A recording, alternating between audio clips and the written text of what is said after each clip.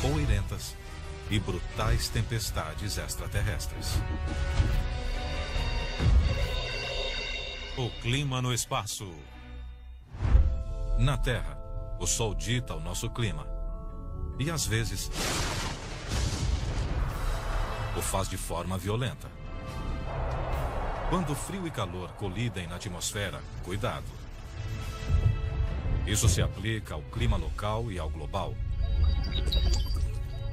Mas as tempestades em outros planetas são mais intensas, severas e estranhas que suas similares na Terra. Por que disso? Devido ao Sol? Se não for isso, o que mais alimenta sua fúria? As leis básicas da natureza, as regras do jogo, são basicamente as mesmas em todo o sistema solar. Mas cada planeta disputa o jogo de modo próprio. Neste momento, em Marte, o planeta inteiro está sendo coberto pela poeira.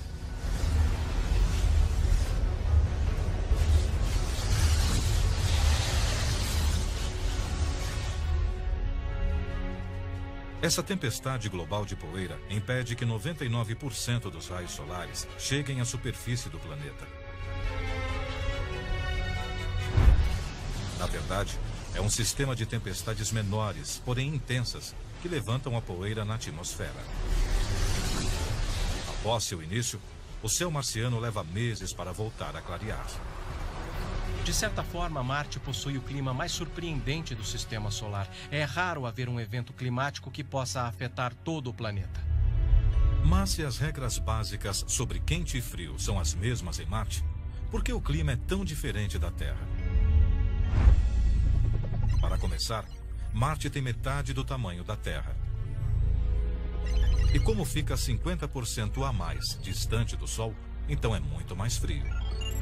A temperatura média em Marte é 62 graus Celsius negativos, ou seja, é quase 54 graus mais frio que a Terra, e sua atmosfera é extremamente rarefeita e composta principalmente de dióxido de carbono. Mas talvez a diferença mais importante seja essa: Marte é um enorme deserto. Como seria a Terra sem água? Bom, haveria muita poeira. Não há água líquida na superfície de Marte e há muito pouca água na atmosfera. Não há como conter a poeira. Na Terra, as tempestades de areia são localizadas e passageiras. A razão para essa diferença em escala é que as tempestades geram seu próprio clima em Marte, enquanto na Terra elas acabam dependendo do clima ao redor dela. Em outras palavras, na Terra, o sistema climático global gera tempestades de areia. Em Marte, as tempestades geram um sistema climático global. Há muito, os astrônomos observaram as grandes tempestades de areia em Marte através dos telescópios na Terra. Mas antes, não podiam ver o que as causava.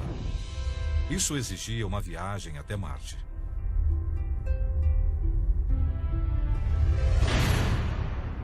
Em 2003, a NASA pousou 2 veículos, chamados Spirit e Opportunity, na superfície marciana. Sua missão? Aprender mais sobre a geologia do planeta vermelho. Os engenheiros da NASA sempre presumiram que, à medida que os 2 veículos percorressem a superfície marciana, a poeira se acumularia nos seus painéis solares. Se caísse muita poeira da atmosfera, ela cobriria os painéis e logo o Sol não chegaria à sílica. Achamos que isso aniquilaria os veículos Spirit e Opportunity. Só que isso nunca aconteceu. Os veículos não pararam como era esperado. Conforme a poeira se acumulava nos painéis, de algum modo, algo a removia. Mas como isso era possível? Os engenheiros da NASA permaneceram perplexos até os próprios veículos revelarem o culpado. Os redemoinhos marcianos. Foram os redemoinhos que salvaram essa situação. Eles chegaram e limparam os painéis solares bem na hora em que esperávamos começar a ter problemas. Há belas fotos que mostram os redemoinhos cruzando Atmosfera marciana, soldados espectrais deslocando-se à distância. Na verdade, o redemoinho é uma convecção, ou forma extrema de ar quente ascendente. O ar quente quer subir e faz isso como a água ao descer pelo bueiro. Esse ar sobe para as partes mais frias da atmosfera. Sempre que o ar mais quente, que é menos denso, sobe através do ar mais frio, que é mais denso, ele rodopia à medida que sobe. A convecção pode ser muito possante, forte o suficiente para erguer objetos. Na Terra, ele suspende a umidade e é assim que as tempestades se formam. Mas em Marte não há umidade. Então ele levanta poeira seca e escura, gerando enormes tempestades de areia. Uma vez no ar, as nuvens de poeira marciana absorvem a luz do Sol e aquecem a atmosfera. Isso aumenta a convecção, erguendo ainda mais poeira. Isso gera mais ventos que levantam mais poeira, que pode se espalhar por centenas de quilômetros ou até mesmo, em alguns casos, envolver todo o planeta. Como a atmosfera marciana é muito rarefeita, não demora muito para que o ciclo entre em ação. Tem muita diferença entre a temperatura da superfície e a do ar, por isso a convecção é muito mais vigorosa. Em geral, a Terra não apresenta as temperaturas extremas de Marte. Mas às vezes, aqui e ali, nos desertos da Terra, a convecção pode se assemelhar muito à marciana, originando também redemoinhos. Já na Universidade Estadual do Arizona, Lynn Nicrace faz redemoinhos artificiais em laboratório para estudá-los melhor.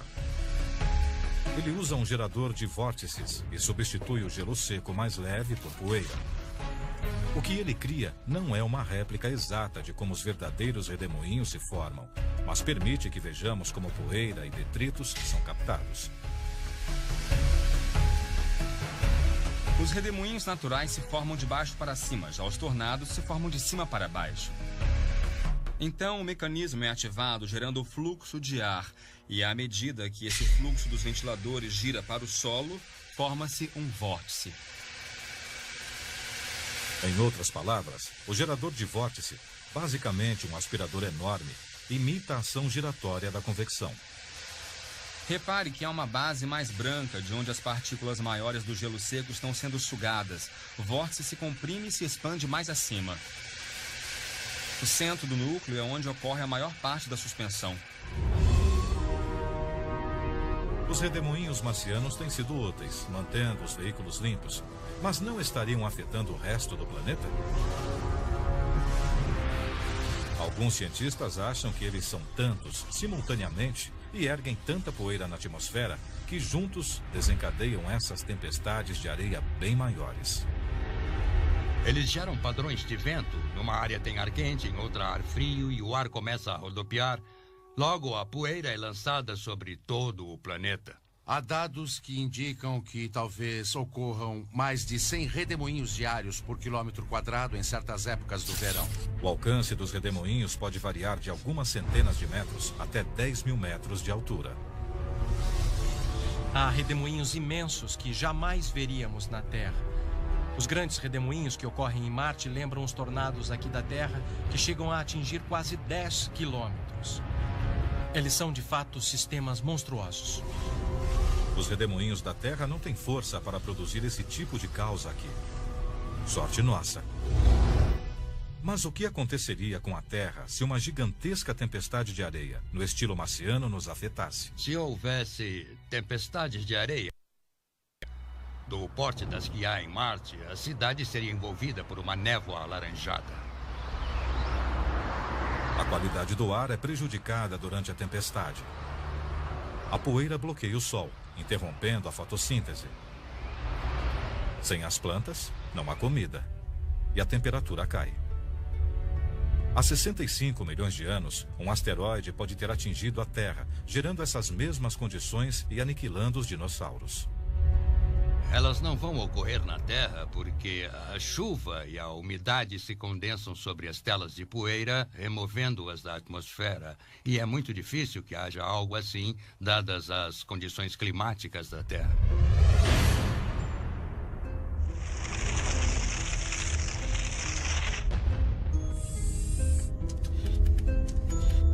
Prever o tempo em Marte talvez venha a ser tão importante quanto prever o tempo na Terra, se quisermos enviar uma missão tripulada para lá. O termo meio ambiente não mais se aplica somente ao prado vizinho ou ao riacho no extremo da cidade. Compreende todo o sistema solar. Este é o nosso meio ambiente agora. A energia solar banha todos os planetas. Na Terra, ela gera furacões. Em Marte, tempestades de areia de amplo alcance. Mas quase sem dispor de energia solar, o distante Netuno produz ventos violentos e possantes. De onde eles vêm e até que ponto são maléficos? Se os ventos de Netuno chegassem à Terra, essas tempestades extraterrestres nos aniquilariam literalmente.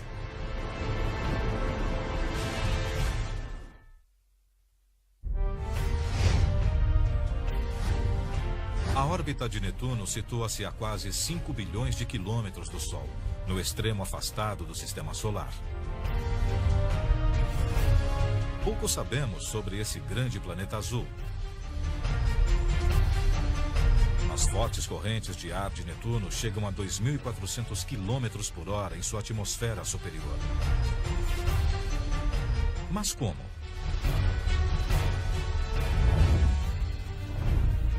O Sol controla o clima na Terra e em Marte. Porém, ele mal chega aqui. A falta de luz solar significa temperaturas gélidas, uma média de 235 graus Celsius negativos. Se não há sol, nem calor, de onde vêm esses ventos incríveis? Um dos enigmas interessantes é que, conforme nos afastamos no sistema solar, aumenta a distância do Sol, mas os ventos não diminuem, continuam muito fortes. A energia dos ventos de Netuno tem uma origem, e os cientistas trabalham para entendê-la.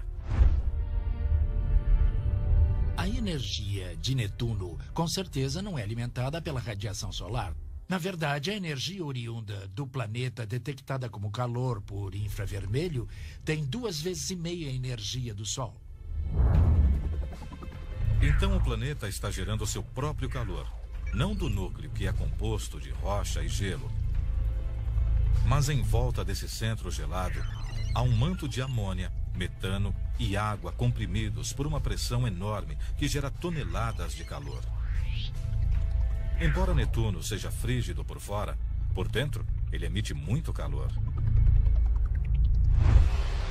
Esse calor talvez ajude a provocar os ventos de Netuno. Ainda assim, eles são fortes demais para virem apenas do manto. Há outra causa para sua velocidade. A Terra também tem um centro quente e está bem mais perto do Sol. Então, por que não temos ventos como Netuno? Para começar, os nossos oceanos acumulam e liberam energia, e isso ajuda a gerar o nosso clima. Aumenta a energia em alguns locais e a retira em outros no sistema complicado. Esse sistema complicado produz muito vento. Mas onde ocorrem os ventos mais velozes da Terra? Surpreendentemente, não é sobre o oceano. Eles sopram sobre o topo de uma montanha de tamanho modesto. O Monte Washington, em New Hampshire. Os ventos mais fortes já observados por seres humanos sopraram aqui no Monte Washington, 371 km por hora em 12 de abril de 1934. O Observatório do Monte Washington, uma instituição científica privada e sem fins lucrativos, é responsável por monitorar o clima no alto da montanha de 1916 metros. Esta estação meteorológica remota, acessível apenas por veículos para neve no inverno, mantém registros diários há 76 anos. Com certeza é um dos locais mais extremos do planeta. No inverno há ventos quase diários que ultrapassam 160 km por hora. Não tão extremos quanto os de Netuno, mas são fortes. Por que essa montanha, que tem 1/5 do tamanho do Everest, produz rajadas tão violentas? Estamos no local para onde convergem ventos de várias direções, oriundos do vale do rio Ohio, do vale do rio St. Lawrence e da costa leste. Todos convergem para esta área, no topo do Monte Washington. A mudança de elevação do leito do vale para o topo do Monte Washington é muito significativa para qualquer cordilheira. Ultrapassa 1.200 metros. O ar é forçado a ultrapassar o topo da montanha e, ao se comprimir sobre o topo, ele acelera. Eles o medem pontualmente a cada hora, 24 horas por dia, 7 dias por semana. Está soprando a mais de 160 quilômetros agora. O gelo se forma mais depressa sobre os instrumentos. Temos que remover esse gelo. Apesar do vento extremo, temos que fazer isso de hora em hora.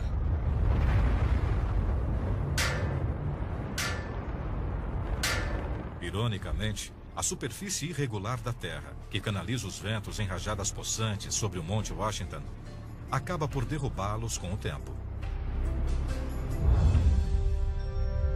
Essa é a grande diferença entre o clima da Terra e o de Netuno. A Terra tem montanhas que reduzem os ventos. Netuno é tão liso quanto uma bola de bilhar. A questão principal não é que se tornam mais fortes, isso não se aplica.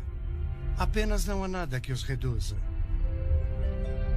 Simplificando, quando os ventos de Netuno sopram, não há nada que os atrapalhe. Como um vento de Netuno com velocidade média de 1.360 km nos afetaria aqui na Terra?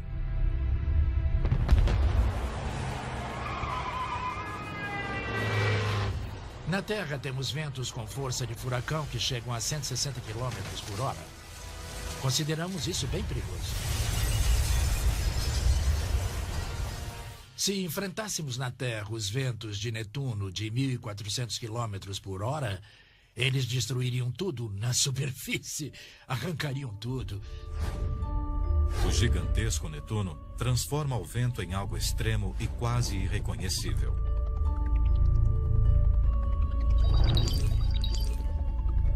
Mas, orbitando além dos anéis de Saturno, há uma pequena lua que faz a mesma coisa com a chuva. Esta é Titã, onde uma pancada de chuva diária transformaria a Terra numa bola de fogo explosiva.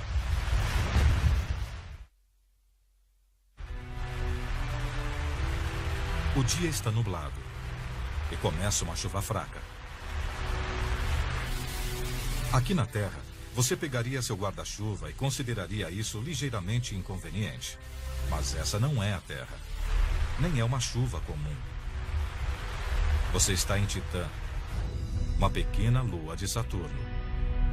E sob esse aguaceiro químico, você precisaria mais do que um guarda-chuva para protegê-lo. As regras do clima na Terra, com certeza, não se aplicam aqui. Mas a Terra e Titã têm muitas semelhanças. Na Terra, temos uma superfície sólida, uma atmosfera protetora e bastante água. Tudo isso torna a vida possível no nosso planeta. Na verdade, não há nada que se compare à Terra no sistema solar. Mas Titã chega perto. Como a Terra, ela tem uma superfície sólida, e isso não é tudo. Titã tem uma atmosfera que, de modo geral, é bem similar à da Terra. Contém nitrogênio, assim como a atmosfera terrestre, e também é rica em material orgânico, como nossa atmosfera. Mas similar não significa igual. Aqui na Terra, a nossa atmosfera tem uma grande quantidade de água de forma constante, que sempre evapora e retorna em forma de chuva. Como aqui, na ilha havaiana de Kauai. Estou nas encostas do Monte Waialeale. Esta montanha envolta por nuvens. Aqui chove mais de 12.000 milímetros por ano. O ciclo da água na Terra começa quando o ar úmido e aquecido do oceano sobe, formando nuvens que acabam se condensando em chuva. A chuva cai sobre o solo e escoa para o oceano, recomeçando o ciclo.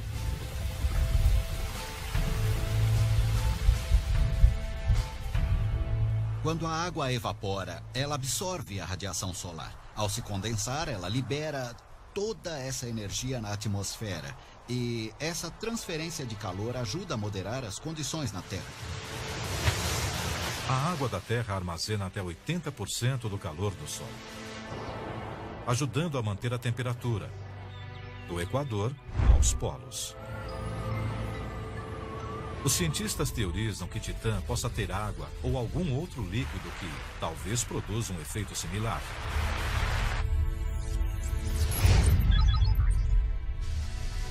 Em 2004, quando a sonda Cassini da NASA visitou Saturno, encontrou provas relevantes que corroboram essa ideia. Se fôssemos a Titã e observássemos a paisagem, veríamos algo de certa forma bastante familiar. Veríamos grandes montanhas e vales que foram entalhados por líquidos correntes. De fato, quando Cassini passou sobre a enevoada Titã, seu radar rastreou a superfície abaixo. Os cientistas viram canais cortando a superfície, assim como fazem os rios na Terra.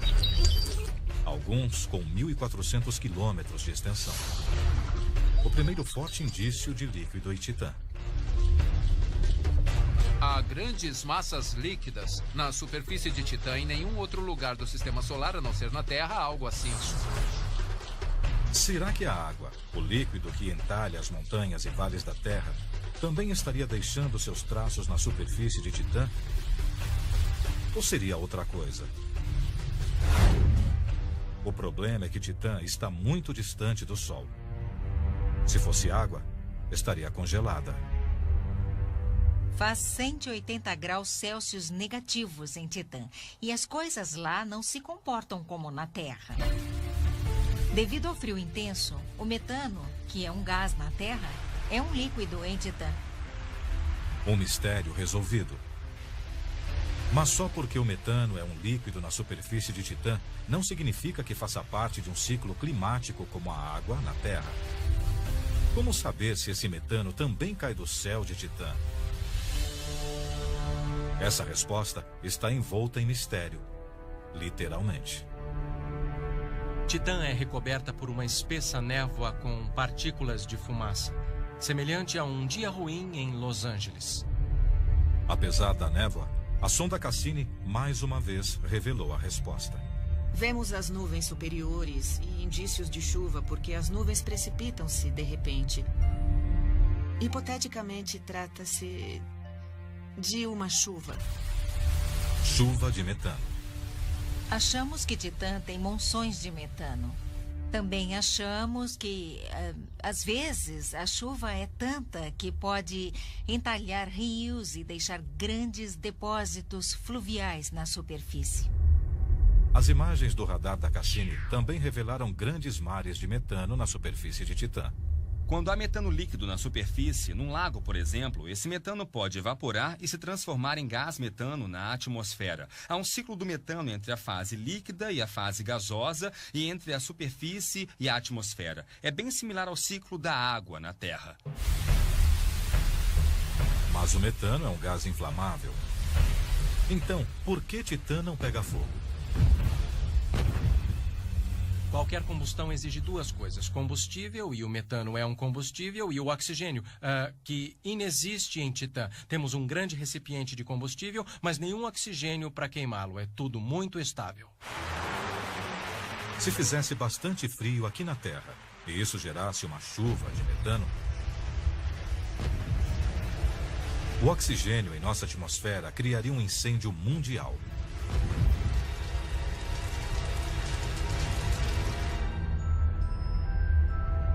Felizmente para nós, isso não vai acontecer.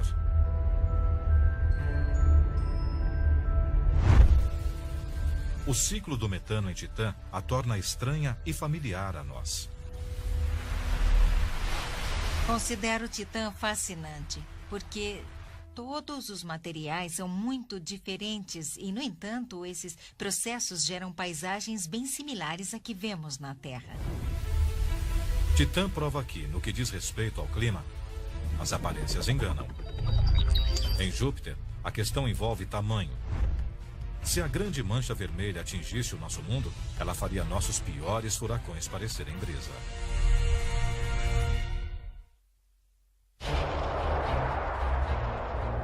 Essa é a maior e a mais antiga tempestade do Sistema Solar. E o fenômeno característico mais famoso de Júpiter. Tem até um nome próprio: a Grande Mancha Vermelha.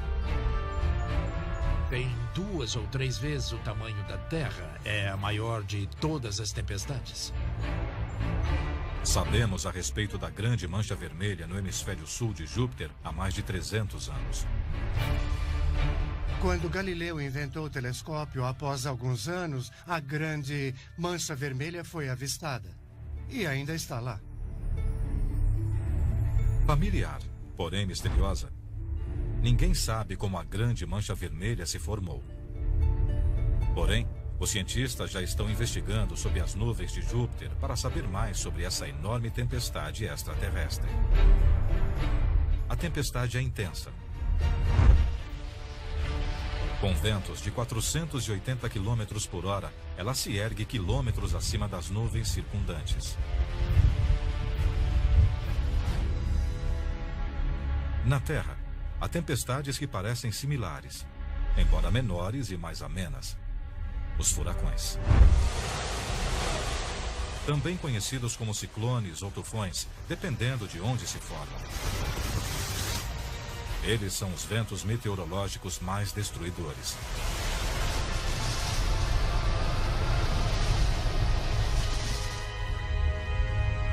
No entanto, há mais do que uma ligeira semelhança entre os ciclones da Terra e a Mancha Vermelha de Júpiter. Se olharmos a Terra do espaço, um furacão apresenta um padrão amplo e giratório. É circular e gira. Júpiter exibe padrões amplos, circulares, nebulosos, que também giram. A similaridade acaba aí. No furacão, nós temos um núcleo interno chamado o olho do ciclone tropical. É uma região de ventos muito calmos, sem nuvens, com cerca de 10 ou 20 quilômetros de diâmetro. Longe do núcleo fica a parede do olho. São áreas nebulosas com muita chuva e, à medida que nos afastamos, há uma região de algumas centenas de quilômetros com ventos e chuva muito fortes. Os furacões extraem força do calor em nossos oceanos. Mas Júpiter não tem oceanos. E o Sol não está perto o bastante para causar uma tempestade tão grande quanto a Grande Mancha Vermelha. Então, de onde viria a sua força? Parte da resposta está no tamanho de Júpiter. É o maior planeta do Sistema Solar, quase tão grande quanto todos os outros planetas juntos. Essa massa gera uma forte atração gravitacional, que, por sua vez, gera calor interno que sobe para a superfície. Outra peça do quebra-cabeça pode ser a rotação hipersônica de Júpiter. Apesar de ser bem maior que a Terra, os dias em Júpiter duram só 10 horas. Em outras palavras, ele gira incrivelmente depressa. Será que a energia oriunda desse giro vertiginoso alimenta a Grande Mancha Vermelha? O clima é dominado por esse giro veloz. Há ventos cruzados entre diferentes latitudes. E esse fenômeno, além de todo o calor que sobe do interior desse planeta enorme que tem 290 vezes a massa da Terra, gera tempestades violentas.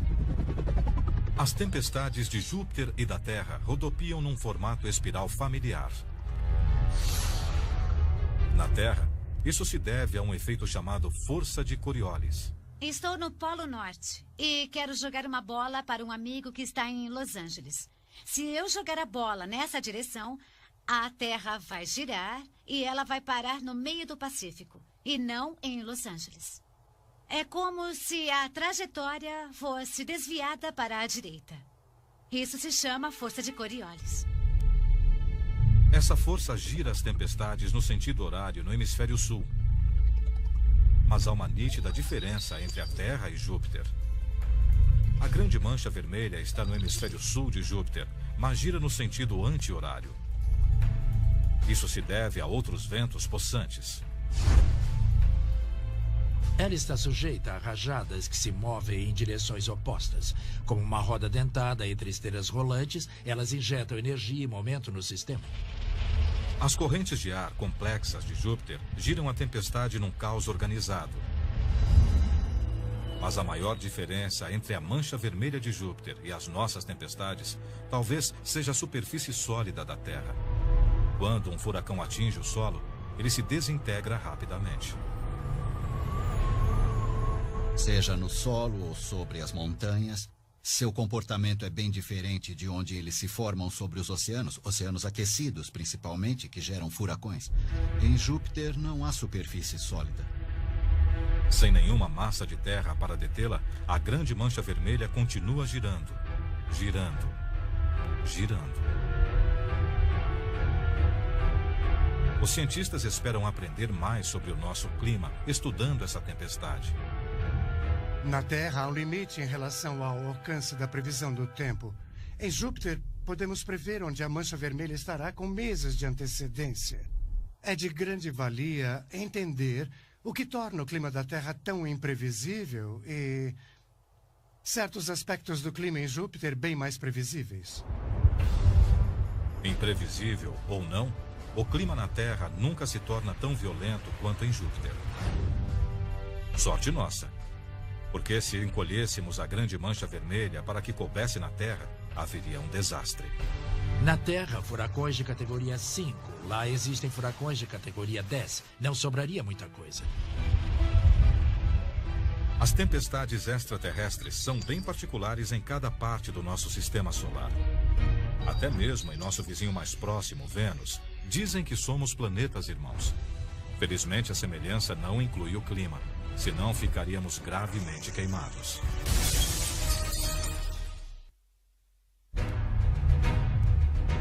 Vênus pode ser nosso vizinho mais próximo, mas, de algum modo, seu clima é radicalmente diferente do nosso. O segundo planeta, a partir do Sol, é uma mistura de aterro de lixo tóxico com o Vale da Morte. Só que pior. Acho que seria quase uma definição planetária do inferno. A temperatura é de 480 graus Celsius. A pressão na superfície é a mesma encontrada a 800 metros abaixo do oceano na Terra. E como se isso não bastasse, a atmosfera superior de Vênus é asfixiante, devido às nuvens de ácido sulfúrico, e os ventos registram 400 km por hora. A melhor comparação com Vênus equivaleria a entrar no forno e acendê-lo. Quanto à pressão, nós usamos o mergulho profundo, mas não tem nada que se compare à Terra. É um planeta muito, muito extremo. Em Vênus, não há como fugir do calor.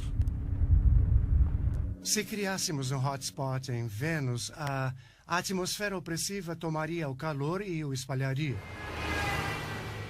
Vênus brilha tanto no céu noturno porque suas nuvens espessas refletem quase toda a luz solar que recebem. Na verdade, alguns cientistas no passado acreditavam que Vênus tivesse temperaturas moderadas como na Terra. Quando uma espaçonave passou por Vênus em 1962, achamos que sua superfície seria de 32 graus Celsius, como Miami, na Flórida. Era um equívoco tremendo. Há algo mais atuando em Vênus. Mas o quê? Por que Vênus não esfria assim como a Terra? Na Terra, por exemplo, a luz do Sol atinge sua superfície. A Terra aquece um pouco, mas o oxigênio e o nitrogênio da atmosfera não obstruem a luz. Ao ser liberada pelos raios infravermelhos, ela atravessa a atmosfera e vai para o espaço. Mas em Vênus, a atmosfera contém 97% de dióxido de carbono, dando um significado novo ao efeito estufa. É extremamente difícil para a superfície expelir sua energia. Vênus nos ensinou uma lição. O gás inerte ou gás estufa pode esquentar demais a atmosfera. Mas por que Vênus tem bem mais CO2 na atmosfera que a Terra? Os dois têm muito em comum. São até chamados de planetas irmãos. São quase do mesmo tamanho. Têm praticamente a mesma quantidade de carbono e há bilhões de anos ambos tinham muita água. Mas eras atrás, suas trilhas misteriosamente divergiram. Na Terra, a água fomentou a vida. A Terra possui a maior parte do seu carbono em formas de vida, nas árvores, nos animais. Mas se tirarmos todo o carbono que está nas rochas próximo à superfície e o queimarmos ou liberarmos, nós criaremos uma atmosfera bastante semelhante à de Vênus. A grande proximidade de Vênus com o Sol tornou-o quente demais para sustentar a água líquida. Então, sua água evaporou na atmosfera, aprisionando o calor depositado pelo Sol e criando um efeito estufa descontrolado. Uma vez na atmosfera, as moléculas de água ficaram expostas aos raios solares ultravioletas que as desintegraram. A comunidade científica só reconheceu a importância do efeito estufa ao constatar que em Vênus fazia 480 graus e não apenas 32. Foram necessárias várias missões fracassadas a Vênus para entender isso. Na década de 1960, os Estados Unidos e a União Soviética enviaram sondas não tripuladas até as proximidades do planeta e a sua superfície. Não demorou muito para que Vênus as destruísse e as queimasse. Depois, em 1981, a sonda soviética Venera 13 estabeleceu um recorde de sobrevivência na superfície de Vênus. 2 horas e 7 minutos. Ela foi capaz de tirar fotos e amostras da superfície antes de ser vencida pelo calor. Ela encarou um calor de 480 graus Celsius. E após um tempo, ela acabou assada. Um dia, os cientistas esperam enviar uma sonda a Vênus que sobreviva ao ambiente infernal e nos ajude a confirmar a teoria sobre a forma como esse planeta se diferenciou. Se as circunstâncias fossem ligeiramente diferentes, esse planeta irmão poderia ser nosso irmão gêmeo. Sem o nosso escudo atmosférico, estaremos a caminho do inferno. Quando o aquecimento chegasse a 200 graus Celsius, começaria a sair fumaça. E bem antes dos 480 graus, a Terra entraria em chamas devido ao oxigênio. Após a evaporação dos oceanos, o carbono aprisionado em rochas no leito do mar cozinharia. E durante milhões de anos, reentraria na atmosfera. Se voltássemos à Terra após algo assim acontecer, encontraríamos um planeta parecido com Vênus.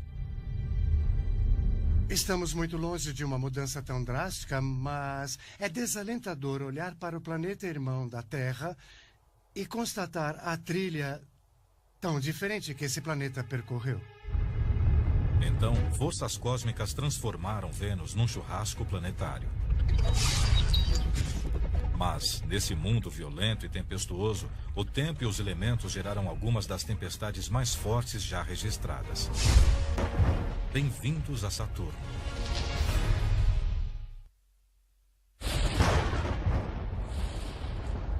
Raios cortam o céu. Esse violento sistema climático chega a ser maior que os Estados Unidos, agredindo a atmosfera com os raios mais fortes já vistos. Só que esses raios não são visíveis, pois eletrificam os céus de Saturno. Apesar da força desses raios, os cientistas não conseguem vê-los, em parte devido aos anéis brilhantes de Saturno. Os anéis são tão brilhantes que, se estivéssemos do lado escuro de Saturno, lá estaria bem mais claro que a Terra sob a lua cheia. E Saturno também esconde seus raios dentro de nuvens espessas e sufocantes de amônia. As descargas elétricas ocorrem 100 quilômetros abaixo. E isso impede que se tenha a visão dos clarões. Mas os raios estão lá. E os cientistas sabem disso, porque já os ouviram. Detectores de ondas de rádio no satélite Cassini registraram o som dos raios de Saturno.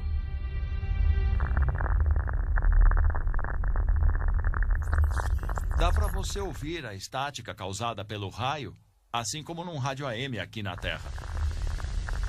Essa estática revela a força dos raios que não conseguimos ver. Podemos medir a energia dessas ondas sonoras e compará-la com a energia captada pelo rádio quando ocorre uma grande tempestade na Terra. As de Saturno são grandes e mais intensas, talvez 100 vezes mais. Os raios da Terra podem ajudar os cientistas a entender como são as tempestades em Saturno. Dentro das nuvens de tempestade na Terra, assim como em Saturno, correntes ascendentes levam a umidade para o alto, formando gelo. Esses cristais de gelo roçam uns nos outros, ficam com carga positiva e são atraídos pelas gotículas de água com carga negativa mais abaixo na nuvem.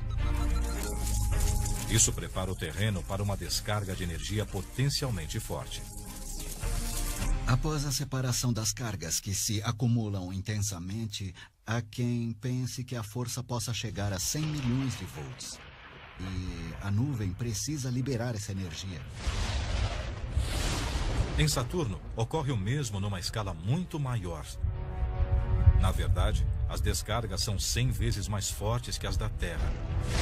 Ou seja, a eletricidade equivale a 10 bilhões de volts. As tempestades no hemisfério sul de Saturno alcançam milhares de quilômetros e podem durar até um mês. Mas os cientistas não sabem ao certo o que torna as tempestades de Saturno mais intensas e longas. Talvez isso se deva à atmosfera supersaturada de Saturno. Comparativamente, o fato de haver mais água na atmosfera de Saturno talvez potencialize as tempestades. Mais gotículas de água significam mais fricção, ou seja, raios maiores. Mas a energia que emerge do planeta também pode contribuir para a força das tempestades de Saturno. O fato é que o corredor de raios em Saturno situa-se num local onde os ventos sopram mais devagar. Se nos aprofundarmos na atmosfera, os ventos serão os mesmos. É um local onde a energia liberada mais abaixo pode chegar à atmosfera superior sem ser desviada. Isso permite que as tempestades sejam organizadas. A atmosfera da Terra não é assim. Embora nossas tempestades possam ser violentas, não são nada em comparação com as de Saturno. Mesmo uma super tempestade modesta em Saturno seria devastadora aqui. Uma tempestade típica de Saturno na Terra abrangeria toda a América do Norte e teria chuva e ventos muito fortes. Seria realmente alguma coisa sem precedentes na Terra. As tempestades hiperviolentas de Saturno provam que nossos vizinhos planetários têm climas bem mais brutais que o nosso.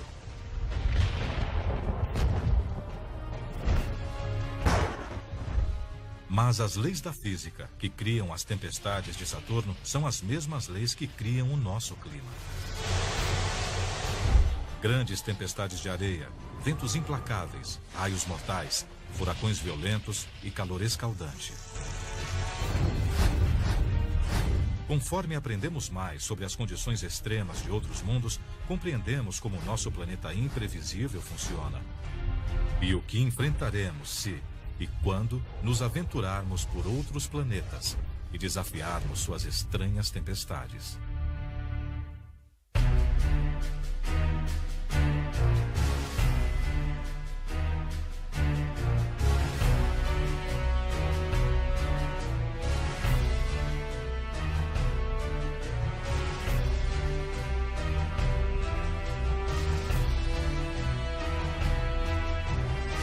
Versão brasileira, DPN Santos.